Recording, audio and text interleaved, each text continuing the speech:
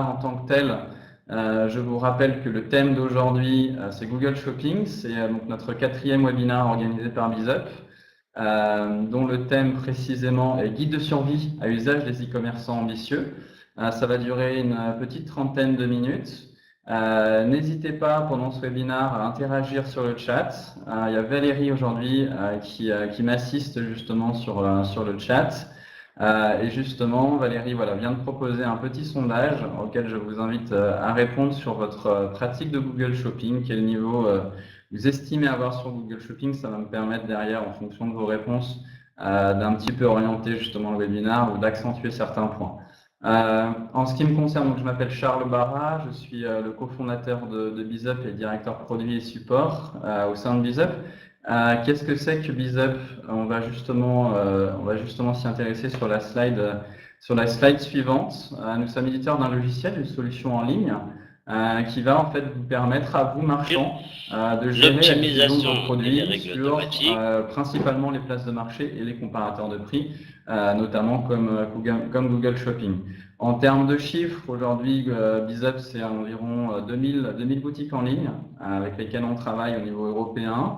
C'est plus de 1500 partenaires à travers le monde, comparateurs de prix, places de marché, régie d'affiliation, ce type de réseau. En fait, les points communs des réseaux avec lesquels on travaille, c'est le catalogue produit.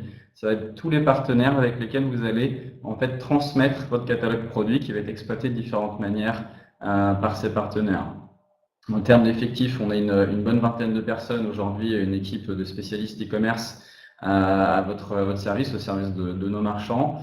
On existe depuis, c'est pas précisé sur la slide, mais on existe depuis 2009, donc 8 ans d'expérience dans le secteur de l'e-commerce, et on est disponible à travers 15 pays, principalement l'Europe, mais bien entendu également les pays principaux tels que les États-Unis ou le Canada, ou éventuellement le Japon ou l'Australie, des pays un peu plus exotiques.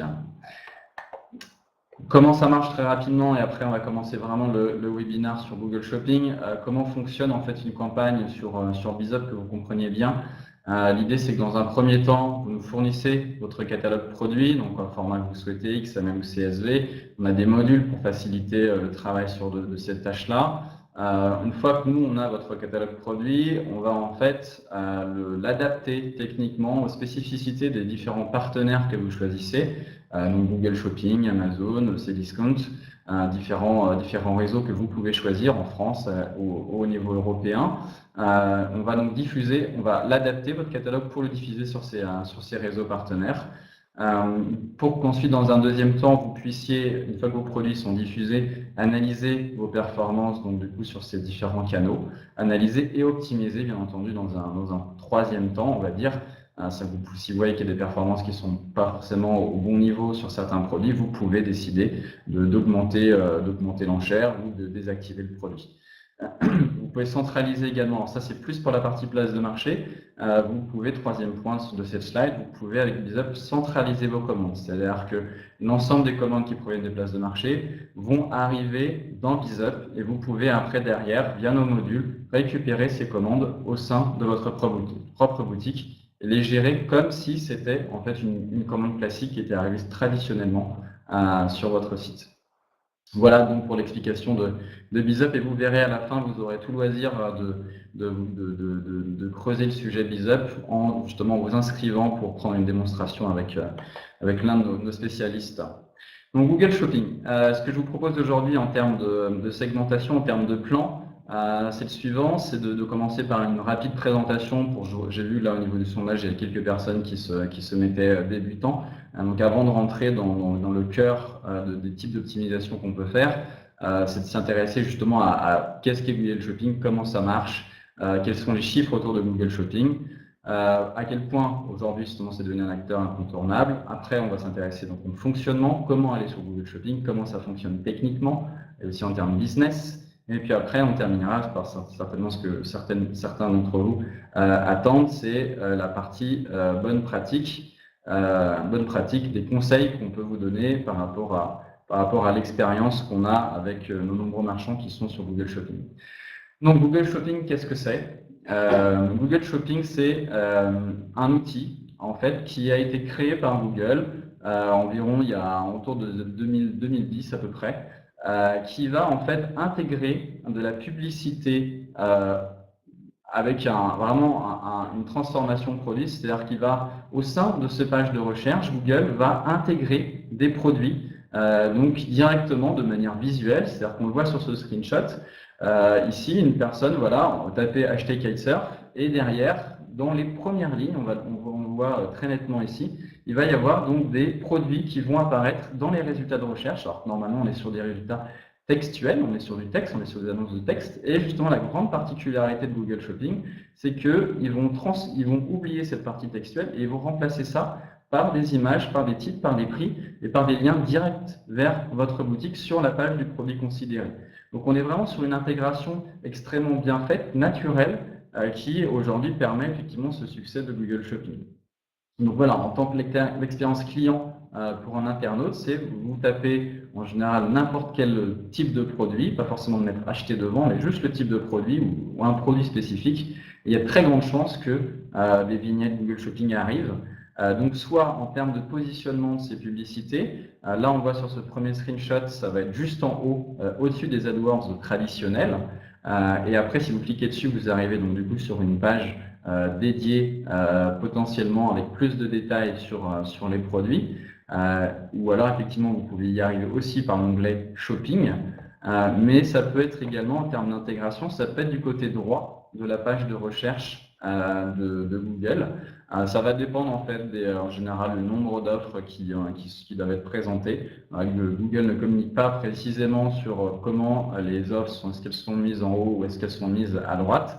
Mais sachez, comme vous le voyez en bas de l'écran, que ça, c'est une place qui est réservée désormais au ce qu'on appelle PLA, Product Listing Ads. C'est donc les annonces Google Shopping, qui sont donc réservées depuis février 2016 à droite. C'est-à-dire que l'emplacement de droite, toute la colonne de droite des résultats de Google Shopping, des résultats de Google, sont réservés à la partie Google Shopping. Donc c'est vraiment une place de premier choix.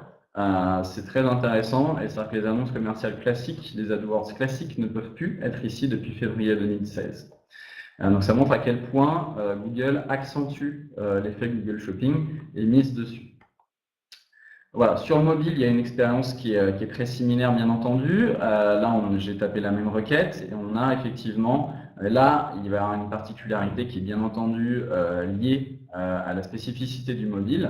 C'est qu'en termes de présence sur l'écran, de surface occupée justement par ces PLA, on est sur quasiment une bonne moitié de l'écran qui va être occupé par ça. Donc d'un point de vue utilisateur, il y a très très grande chance, donc là la ligne de flottaison, on voit quasiment que ça au-dessus, il y a très très grande chance que la personne soit intéressée par cliquer ou en tout cas faire défiler, parce qu'il y a un défilement également en droite-gauche pour voir plus de produits, soit enclin à cliquer sur ces annonces-là. Parce qu'effectivement, la notion de lien commercial est quand même assez faible sur ce type d'écran. C'est pour ça qu'il y a un succès très fort aujourd'hui justement de Google Shopping, notamment sur mobile. La croissance est d'autant plus forte sur mobile. Alors, elle est bien entendu, on va dire que l'Internet mobile est aussi en plus forte croissance que l'Internet, on va dire, sur desktop, mais il est notamment aussi sur la partie Google Shopping. Et après l'expérience, voilà, on arrive sur une page assez similaire aussi quand on veut un peu plus de détails. Donc voilà, ça c'était pour vous montrer d'un côté internaute l'expérience client, pour que vous ayez vraiment conscience de quoi ça ressemble côté Google. Tout le monde n'a pas forcément cette conscience-là, que derrière ce sont des liens sponsorisés et que ce sont des marchands qui payent pour aller sur ces pages-là. Donc voilà, si on regarde aujourd'hui justement en termes de chiffres, Google Shopping, pourquoi il n'y a pas forcément d'explication, mais on peut quand même donner quelques éléments. Ce qu'il faut savoir, c'est que Google Shopping a une stratégie très très intéressante pour arriver sur le marché, notamment en France.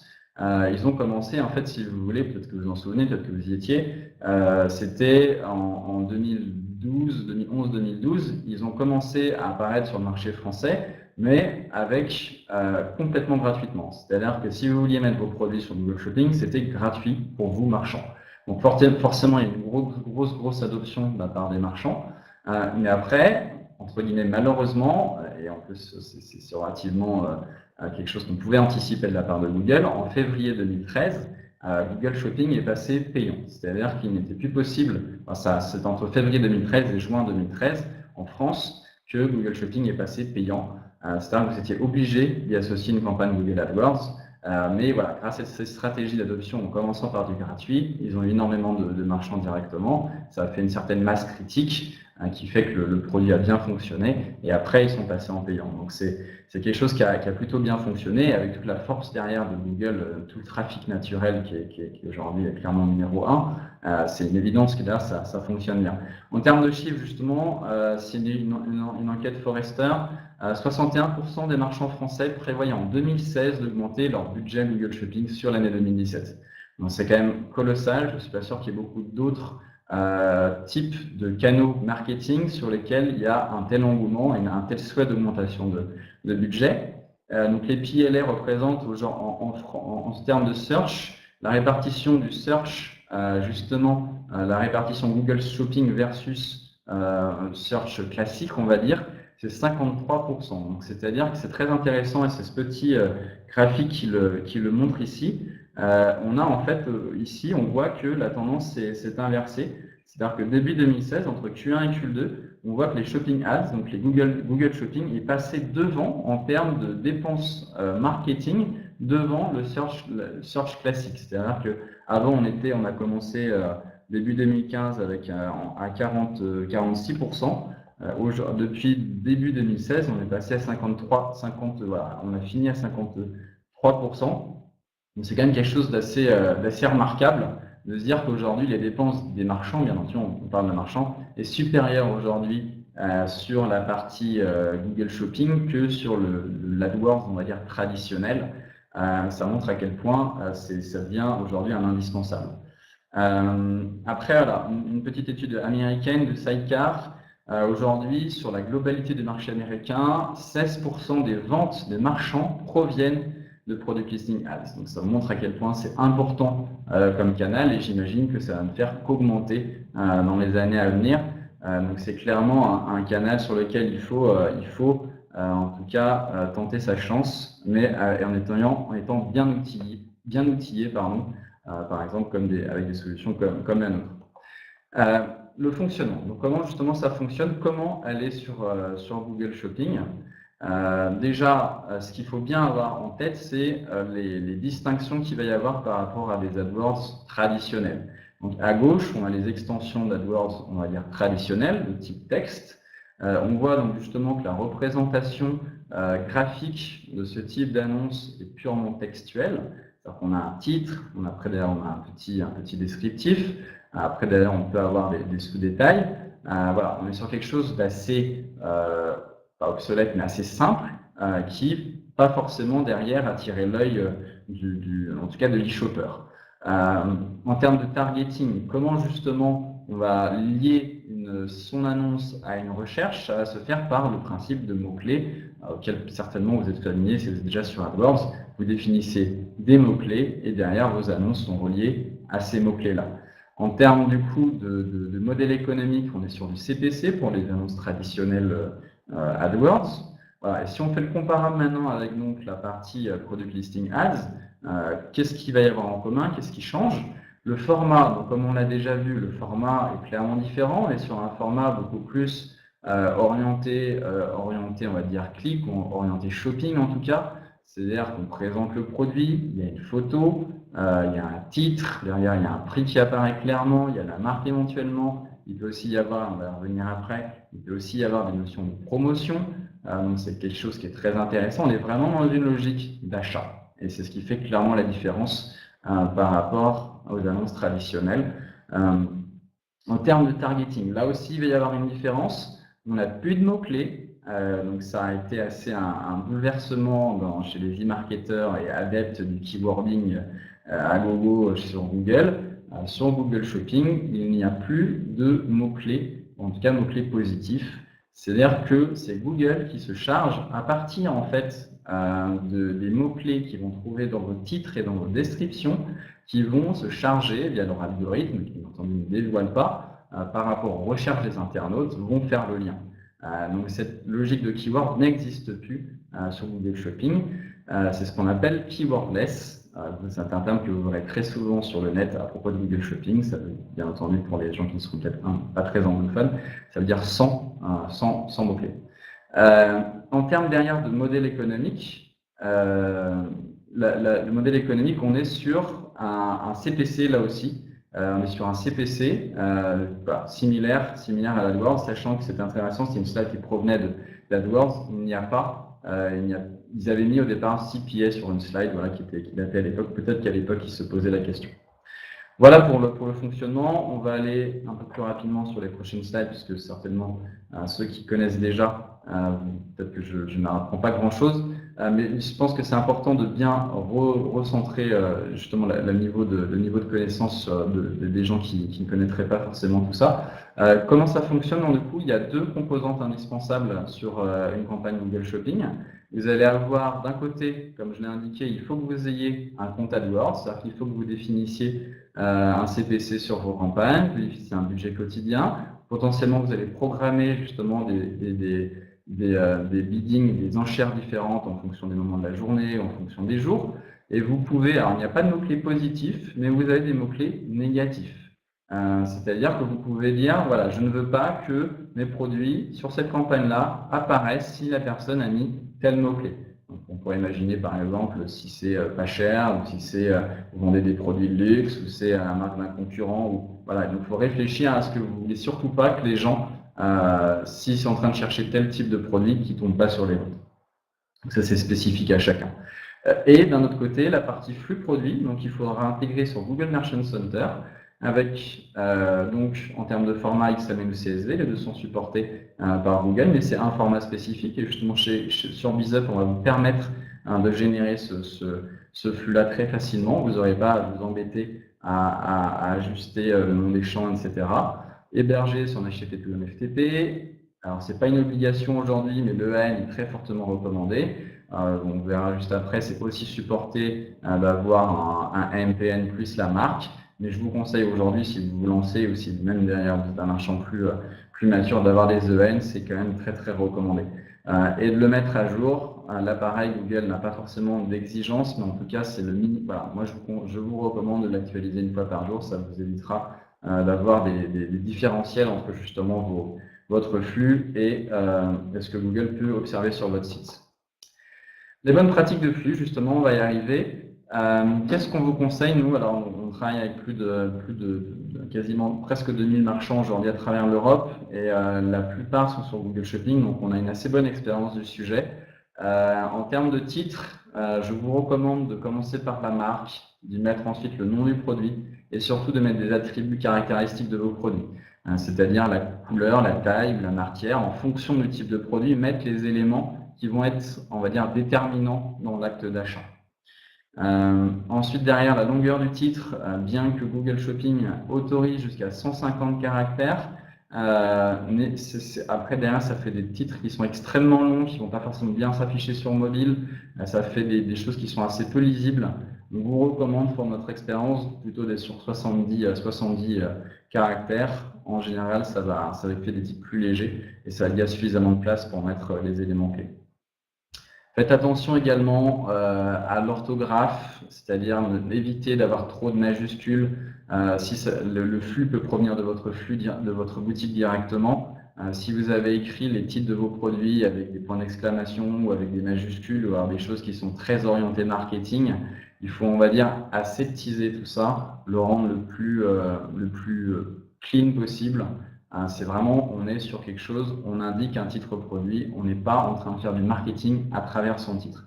Alors attention, il faut quand même bien entendu, et c'est là-dessus, comme je l'ai dit tout à l'heure, le SEO, enfin c'est Google qui va faire le lien entre les mots-clés recherchés par les gens et votre produit, ça va passer par les titres et la description. Donc il faut bien entendu que les mots-clés intéressants y soient, mais il faut que ça soit naturel. Il ne faut pas rentrer dans une logique de mettre du mot-clé à tout va. C'est comme je le mets ici au niveau de la description.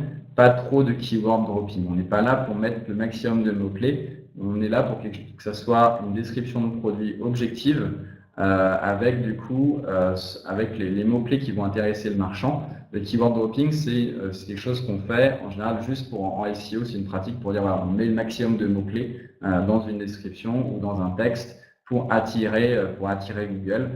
Ça peut être à double tranchant, il faut bien le mesurer. La description 5000 caractères maximum, là pareil, Google est assez généreux. Moi, je vous recommande plutôt d'aller dans les 500, ça ne sert à rien d'aller dans les énormes tirades. Pas de HTML, c'est interdit d'avoir du HTML. Donc là, par exemple, nous aussi, sur Bizup, si jamais vous aviez une description avec de l'HTML à l'intérieur, on va l'auto-nettoyer de sorte qu'il soit autorisé par Google.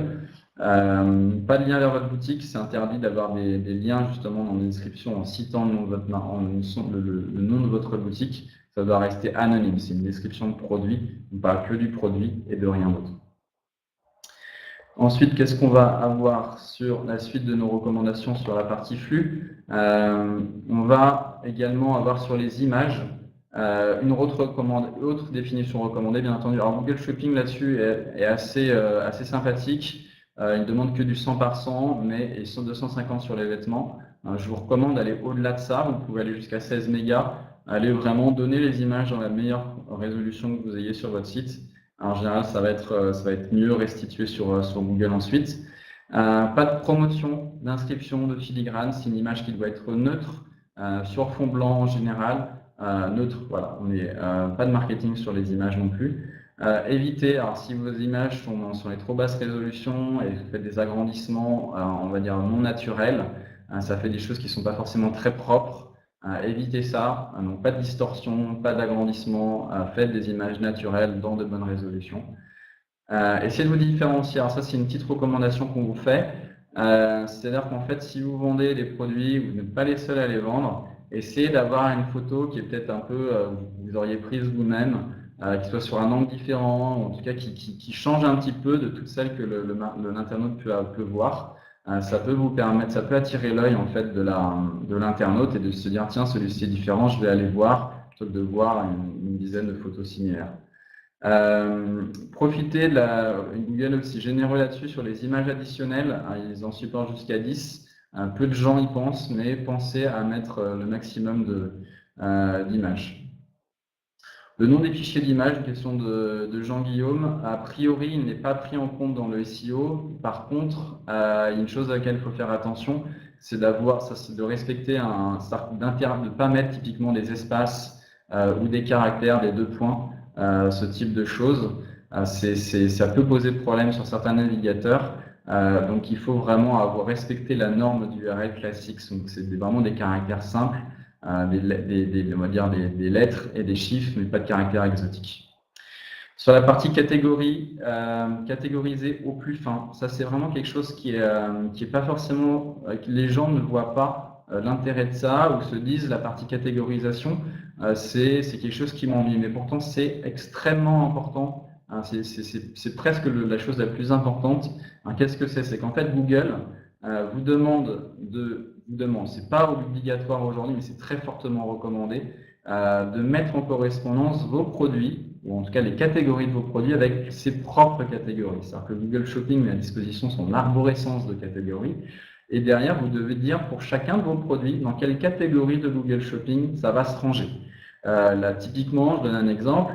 Si vous vendez des VTT de course quasiment professionnelles, n'allez pas juste ranger vos VTT dans la catégorie loisirs ou juste vélo. Il faut aller plus loin, il faut aller dans la catégorie VTT, et peut-être qu'après dans VTT, il y a VTT professionnel. Il faut vraiment aller au plus fin possible de ce que vous propose Google. C'est très important, ce qui vous permet d'apparaître mieux dans les recherches, parce que derrière, si jamais l'internaute fait des filtres, ce type de choses, Google saura que si votre produit est bien rangé et il est plus fin derrière, vous pourrez du coup mieux en sortir. Jean-François demande où se trouvent les catégories Google Shopping.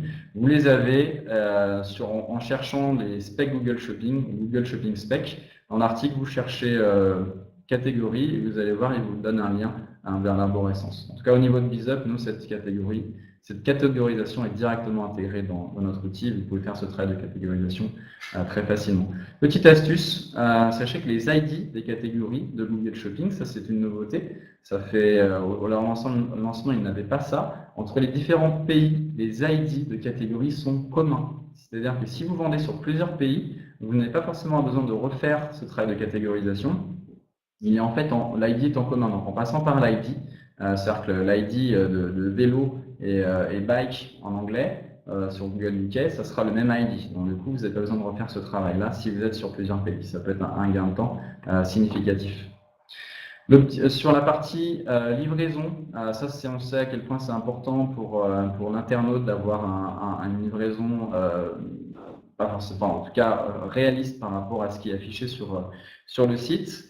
Il y a une nouveauté sur Google Shopping là-dessus, c'est la notion de shipping label. C'est-à-dire qu'initialement, dans Google Shopping, vous ne pouviez vous renseigner vos frais de port et tout ce qui est lié, c'est-à-dire que les délais de livraison et les frais de port et les zones qui sont couvertes, vous deviez uniquement faire ça à travers le champ shipping du flux que vous donnez à Google. Aujourd'hui, ce travail peut être fait de côté de Google directement, donc c'est plus simple. Vous avez une interface qui vous permet de définir des thèmes, en fait, des labels, des règles, en fait, des règles de shipping, où vous allez directement déterminer, justement vers quel pays vous pouvez expédier, combien ça coûte, quel est le délai de livraison. Et après, vous allez du coup avoir un ID ou un nom pour cette politique de shipping et vous allez pouvoir la mettre dans le flux en disant voilà, ce produit est lié à cette politique de shipping. Sur le textile, une petite spécificité, c'est qu'il faut absolument avoir une structure du type parent-fils. C'est-à-dire qu'il faut que vous n'envoyez que les fils en fait à Google. C'est-à-dire que si vous avez des produits qui sont en plusieurs tailles, plusieurs couleurs, vous devez envoyer chacune des variantes séparément avec un champ qui s'appelle Item Group ID, qui est l'ID qui va mettre en commun vos produits. Sur quelques petites dernières recommandations sur votre flux, c'est quelque chose qu'on a vu qui marchait très bien, c'est créer des promotions. C'est-à-dire que vous avez la possibilité dans Google Shopping ou alors via un flux dédié aux promotions, de créer des promotions. Moi, je vous recommande d'utiliser en fait les promotions avec des codes. Generic Code, c'est le nom du label qu'il faut utiliser, qui vont vous permettre en fait, dans Google Shopping, de directement faire apparaître ce produit a un code spécial et en mettant du coup ce code ensuite sur le site, vous allez bénéficier de telle promotion. Ça va en fait créer un différent, ça va être un différenciant pour votre produit. C'est-à-dire que votre produit va apparaître avec ce petit code promo et du coup l'internaute derrière se dit je vais bénéficier d'une petite promotion, c'est différent, j'ai l'impression de faire une bonne affaire. Et on sait tous que les gens sont assez sensibles à ça. Donc, c'est pas très coûteux et surtout que la personne derrière, elle peut oublier d'utiliser. Donc, c'est pas forcément très coûteux et ça sera visible que par les gens sur Google Shopping. C'est vraiment un conseil que je vous recommande. Plutôt que de faire des promotions sur tous vos produits, de plutôt utiliser ces coupons-là. Ça peut être assez intéressant. Quelques rapides recommandations en vrac sur le flux. Pensez à avoir un EAN, ça on l'a déjà dit. Avoir un site en HTTPS, c'est pas encore aujourd'hui obligatoire de la part de Google pour les gens qui sont déjà sur Google Shopping, mais pour les nouveaux inscrits, ça l'est. Donc il y a de fort à parier que dans les quelques mois qui vont arriver, Google Shopping rendra ça obligatoire. Vérifiez vos éventuelles erreurs de flux dans Google Shopping. Il vous indique en fait l'ensemble des erreurs qui peuvent arriver sur votre flux. Vérifiez-les, ça peut derrière sinon provoquer des blocages de vos produits, voire même de votre compte. Vérifiez également, voilà, il y a le lien qui est ici. Je pourrais vous le remettre éventuellement en fin de webinaire si vous voulez. Vérifiez l'évolution des specs officiels de Google. Ils tiennent à jour une page. Vérifiez qu'il n'y a pas des choses qui peuvent évoluer. Ça, parfois, c'est lié à des secteurs particuliers. Pensez au mobile link. Les mobile links, qu'est-ce que c'est? C'est justement les liens spécifiques mobiles, on l'a vu. La partie Google Shopping a de plus en plus d'essor sur le mobile. Vous pouvez faire des liens directs pour que ça arrive sur votre page mobile directe, ce qui peut, si votre système de redirection vers mobile ne marche pas très bien, au moins vous êtes sûr que là, la personne arrivera sur le mobile link. Rafraîchissez votre flux une fois par jour, je vous l'ai déjà dit. Microdonnées, ça c'est quelque chose qui est assez peu connu. Google Shopping en fait se charge de comparer votre flux avec votre site en crawlant votre site. Si vous ne mettez pas en place ces microdonnées, qu'est-ce que c'est que les microdonnées? C'est des balises que vous allez mettre au niveau des titres, au niveau des prix, au niveau de toutes les informations qui sont sensibles, de sorte à aider Google dans son crawling. Vous pouvez savoir plus sur le site schema.org. C'est une norme qui a été créée par justement Google, Microsoft, entre autres pour justement faciliter le travail des crawlers. Et on va terminer par les campagnes. Comment optimiser cette campagne? Voilà, il y a deux composantes, le flux et les campagnes. En premier lieu, fixez-vous des objectifs. C'est très important, ce qui va déterminer ensuite comment vous allez gérer vos campagnes. Est-ce que vous voulez maximiser l'acquisition? Est-ce que vous voulez maximiser la rentabilité? Voilà, c'est vraiment des bonnes questions à se poser en amont. Faites attention à la configuration standard AdWords. La configuration standard AdWords peut potentiellement vous mettre dans le mur, c'est-à-dire que ça va être un prix unique pour tous vos produits. Il n'y a pas beaucoup de différenciation. Moi, je vous recommande plutôt que d'utiliser la config standard AdWords. C'est dans un premier temps de segmenter vos produits. Alors là, on ne peut pas rentrer dans une recommandation générale parce que c'est lié à chacun.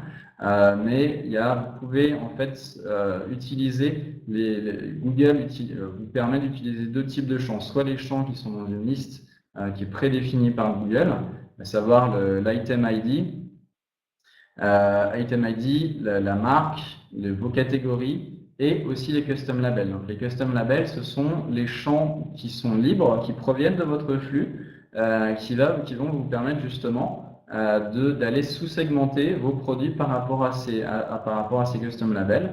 Ça peut être typiquement sur la marge de vos produits. Vous pouvez dire, voilà, sur ces types de produits, je marche beaucoup, moyennement ou pas beaucoup. Ça va vous aider à sous-segmenter et ensuite à faire des campagnes avec des enchères différentes en fonction de ça, en fonction de c'est un produit qui se vend très bien, sa disponibilité. On ne va pas enchérir de la même manière sur un produit qui a beaucoup de stock, sur un produit qui a très peu de stock, la saisonnalité. Vous parlez des produits typiquement qui sont du jardin.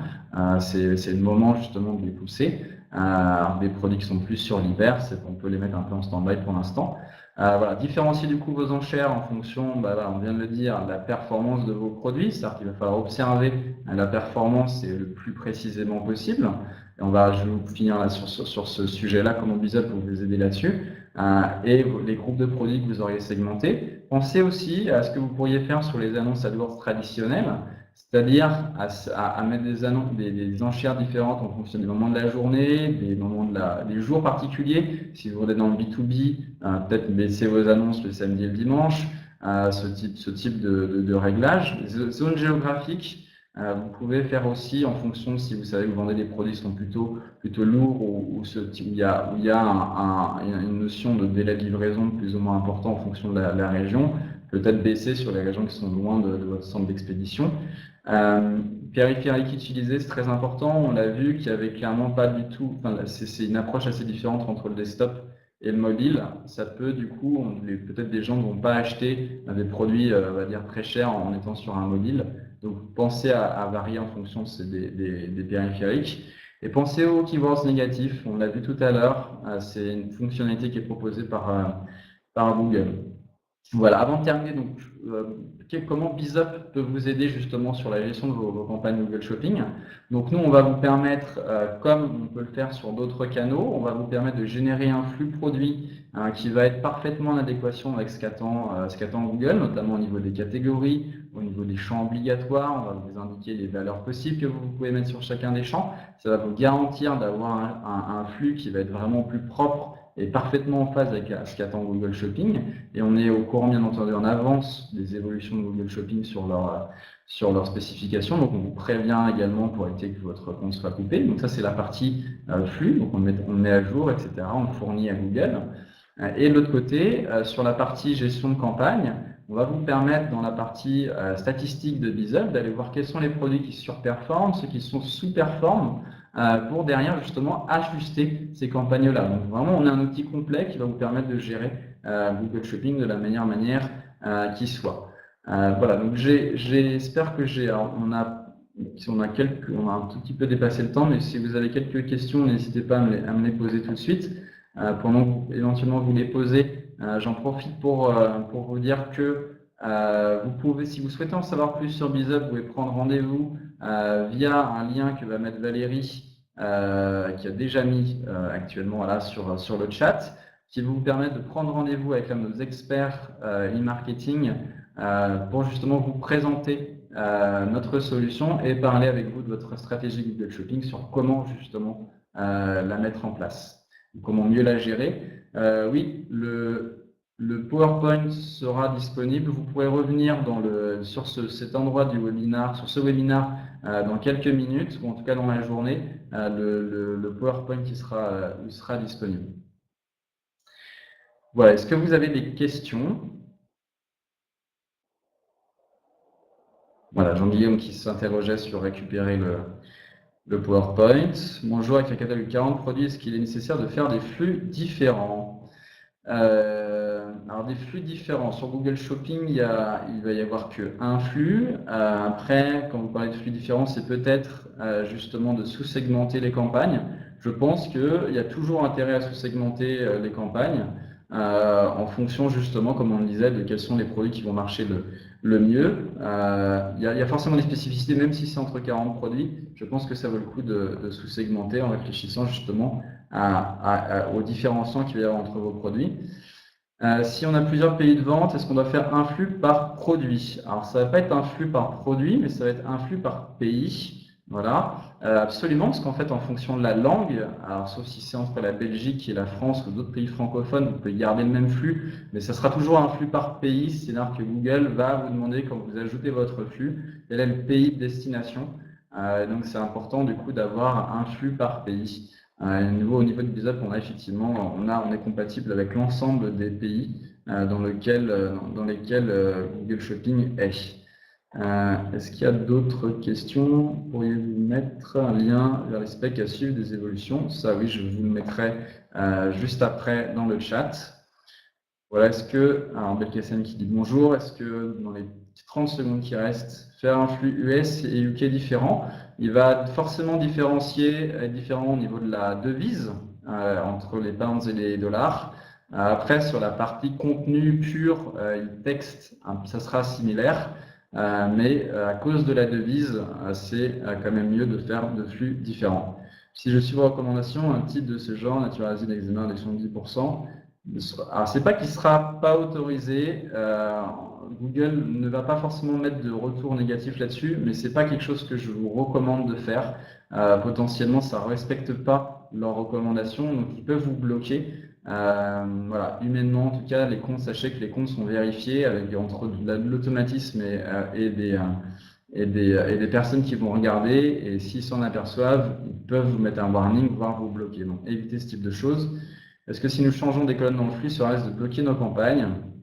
Alors, à partir du moment où vous respectez les specs de Google, vous aurez en fait, vous pouvez le changer à la volée, mais tant qu'il faut toujours qu'il y ait au minimum les champs obligatoires de Google Shopping. Mais vous pouvez effectivement rajouter des champs ou en enlever tant que vous n'enlevez pas les obligatoires. Devrions refaire les campagnes? C'est uniquement dans le cas, effectivement, si vos campagnes se basaient sur des champs qui étaient dans votre flux, bien entendu, ils ne pourront plus retrouver les liens, donc ça va effectivement imposer de refaire les campagnes, mais si vous ne touchez pas à ces champs-là, a priori, il n'y a pas de raison que ça pose problème. Voilà, on va devoir se quitter sur cette dernière question de Belkacem. Voilà, j'espère vous avoir répondu. Je vais vous envoyer dans la journée, dans quelques minutes qui suivent, le lien avec les specs. Et n'hésitez pas à revenir sur ce webinaire pour retrouver le PowerPoint dans très peu de temps ou le revoir en replay. Je vous remercie à tous et j'espère donc vous voir potentiellement très bientôt sur BizUp. Merci beaucoup, à très bientôt. Au revoir.